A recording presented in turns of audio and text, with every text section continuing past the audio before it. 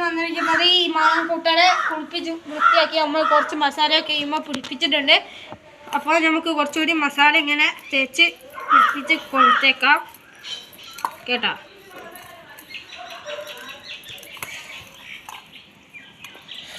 Okay, നമുക്കിനി ശീല വേണം. അമ്മ ആ ശീലം തന്നെ. ഇപ്പോൾ ശീല ഇവിടെ റെഡി ആയിട്ടുണ്ട്. ഇപ്പോൾ ശീല ഇറക്കിയതിന് ശേഷം മസാല കുറച്ചും കൂടി ഉണ്ടായിരുന്നു, അത് അതിലൊക്കെ ഇട്ട് കൊടുത്ത് നമുക്കിതിനി ഒന്ന് അടിച്ചെടുക്കാം. അപ്പോൾ അത് അടിച്ചെടുത്തിട്ടുണ്ട് കേട്ടോ.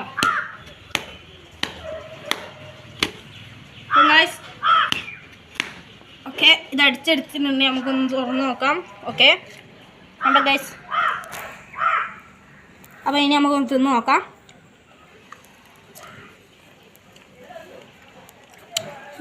അടിപൊളി.